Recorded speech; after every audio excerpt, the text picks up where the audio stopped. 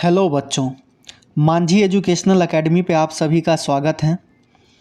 इस वीडियो में हम इकोनॉमिक्स का थर्ड चैप्टर मुद्रा व साख समझेंगे। तो चलिए शुरू करते हैं। मुद्रा व साख में मुद्रा को समझने से पहले हम वस्तु विनिमय प्रणाली को समझेंगे। तो वस्तु विनिमय प्रणाली क्या होता है? तो वस्तुओं के बदले वस्तुओं का लेन देन वस्तु विनिमय प्रणाली कहलाता है। अब मैं एक एग्जांपल से आपको समझाता हूँ। मान लीजिए कि यहाँ पर दो व्यक्ति हैं।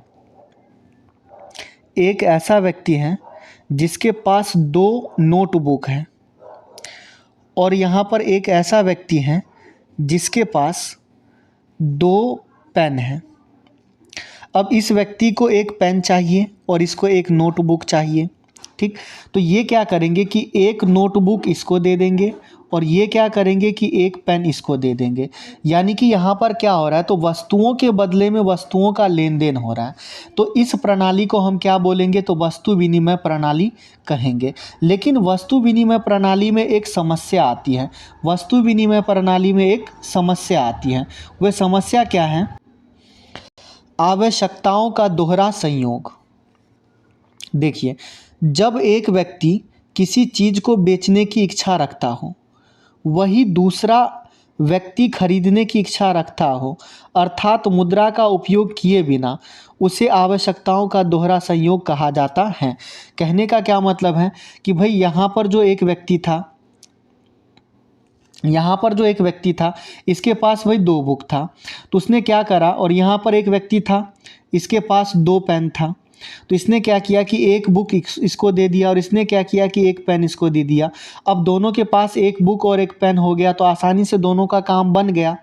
लेकिन कभी कभी क्या होता है कि ऐसी स्थिति आती है कि जब आपके पास आवश्यकताओं का दोहरा संयोग नहीं होता है। अब कैसे नहीं होता है, आप समझिए ज़रा कि देखते हैं फिर से कि हमारे पास दो व्यक्ति हैं। एक ऐसा व्यक्ति है कि भाई जिसके पास जो है एक बुक है, एक ऐसा व्यक्ति है जिसके पास क्या है, पेन है, ठीक। अब जिसके पास बुक है, इसको इससे क्या चाहिए, तो पेन चाहिए। लेकिन जो व्यक्ति जिसके पास पेन है, उसको क्या चाहिए, तो उसको पेंसिल चाहिए। उसको क्या चाहिए, तो पेंसिल चाहिए। तो अब क्या इन दोनों के बीच में वस्तु विनिमय प्रणाली हो सकता है? तो इसके बीच में वस्तु विनिमय प्रणाली नहीं हो सकता है। तो इसका एक तरीका ये होगा कि भाई इसको पेन की आवश्यकता है इस व्यक्ति को, ठीक। तो ये क्या करेंगे कि इससे पेन लेंगे और बदले में ये इनको क्या दे देंगे, कुछ रुपए दे देंगे। रुपए का मतलब क्या कि कुछ मुद्रा दे देंगे, और फिर ये मुद्रा ले करके किसी दूसरे व्यक्ति से पेंसिल खरीद सकते हैं। तो इससे बड़ी आसानी से ही वे अपनी आवश्यकताओं को पूरा कर सकते हैं। तो इस पॉइंट के माध्यम से हम क्या समझते हैं कि मुद्रा को समझते हैं, ठीक है। मुद्रा का मतलब क्या होता है कि मुद्रा विनिमय प्रक्रिया में एक मध्यवर्ती रूप में कार्य करती है। मुद्रा, अब देखिए, इस व्यक्ति के बीच में और पेंसिल के बीच में मध्यवर्ती का कार्य हुआ। अब इसने इसको मुद्रा दे दिया, तो इसने इससे क्या किया, पेंसिल खरीद लिया। इसका मतलब क्या है कि इन्होंने क्या किया है, तो एक मध्यवर्ती का रूप में, यानी कि बिचौलिए के रूप में काम किया है इन्होंने, ठीक। तो मुद्रा विनिमय प्रक्रिया में एक मध्यवर्ती के रूप में कार्य करती है। इसे विनिमय का माध्यम भी कहा जाता है। तो मुद्रा से विनिमय, वस्तुओं का विनिमय करना बहुत ही आसान हो गया, ठीक। चलिए अगले पॉइंट को हम समझते हैं। अगला टॉपिक है हमारा रिजर्व बैंक ऑफ इंडिया। तो रिज़र्व बैंक ऑफ इंडिया की स्थापना जो हुई थी वो 1 अप्रैल 1935 को हुई थी। 1 अप्रैल 1935 को आरबीआई की स्थापना हुई थी और इसका जो राष्ट्रीयकरण हुआ था वो 1 जनवरी 1949 को किया गया था। आरबीआई जो रिजर्व बैंक ऑफ इंडिया है, भारत का केंद्रीय बैंक है, इसकी स्थापना 1 अप्रैल 1935 को हुई थी और इसका जो राष्ट्रीयकरण था, आरबीआई का राष्ट्रीयकरण 1 जनवरी 1949 को हुआ था, ठीक। आइए आगे हम समझते हैं। तो reserve bank of India Bharat का केंद्रीय बैंक है। इसके प्रमुख कार्य हैं, सबसे पहले सरकार की ओर से मुद्रा जारी करता है। सरकार की ओर से जो मुद्रा जारी करता है वो कौन करता है, तो आरबीआई करता है। बैंकों व समितियों की कार्य प्रणाली पर नज़र कौन रखता है? तो आरबीआई नज़र रखता है। ब्याज की दरों एवं ऋण की शर्तों पर निगरानी भी आरबीआई रखता है। बैंक कितना नगद शेष अपने पास रखे हुए हैं उसकी सूचना भी आरबीआई रखता है। और ऋण किस प्रकार वितरित करना है इसकी भी नज़र आरबीआई रखता है। तो ये 5 कार्य आरबीआई का हो जाता है, रिजर्व बैंक ऑफ इंडिया का। चलिए आगे बढ़ते हैं हम। हमारा अगला टॉपिक है साख। देखिए, साख एक समझौता होता है जिसके तहत ऋणदाता का मतलब क्या कि जो व्यक्ति उधार दे रहा है, उधारकर्ता को, यानी कि जो उधार ले रहा है, तो उधारकर्ता को धनराशि, वस्तुएं एवं सेवाएं इस आश्वासन यानी कि इस विश्वास पर उधार देता है कि वह भविष्य में उसका भुगतान करेगा। इसे हम क्या कहेंगे? तो साख कहेंगे। हमारा अगला टॉपिक है समर्थक ऋणाधार। अब समर्थक ऋणाधार क्या होता है? तो देखिए, उधारदाता यानी कि जो व्यक्ति कर्ज देता है, उधारी देता है, और उधार प्राप्तकर्ता जो व्यक्ति कर्ज लेता है, तो उधारदाता उधार प्राप्तकर्ता से समर्थक ऋणाधार के रूप में ऐसी परिसंपत्तियों की मांग करता है जिन्हें बेचकर वह अपनी ऋण राशि की वसूली कर सके।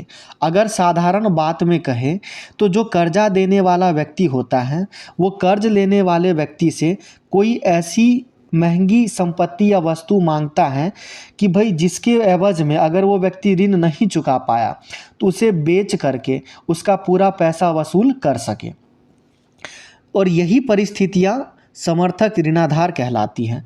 अब देखिए, समर्थक ऋणाधार के रूप में क्या क्या हो सकता है? तो व्यक्ति आपको कर्जा देने के बदले में बोलेंगे कि भाई ज़मीन की, मुझे खेती की कागज़ दे दे, आप खेत की भूमि मांग लेते हैं आपसे।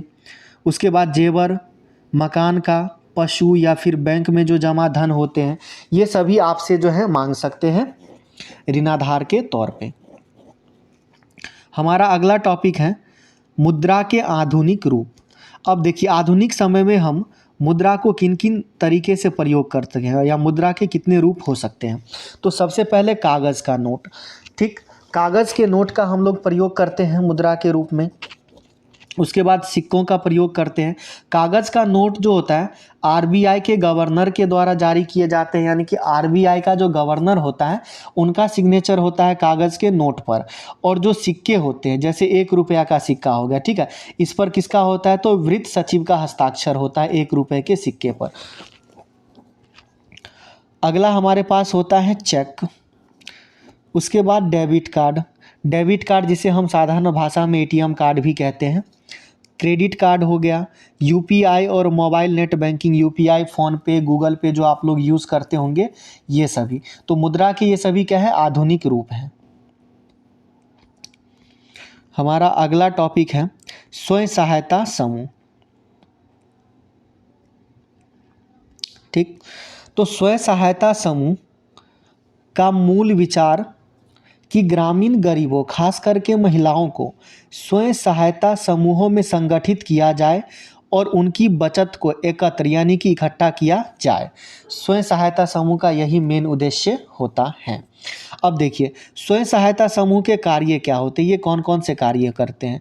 तो सबसे पहला काम कि बिना समर्थक ऋणाभार को ऋण देना, यानी कि बिना किसी गारंटी के वो क्या करते हैं कि जो समूहों में जुड़ी महिलाएं होती हैं उनको ऋण प्रदान करते हैं।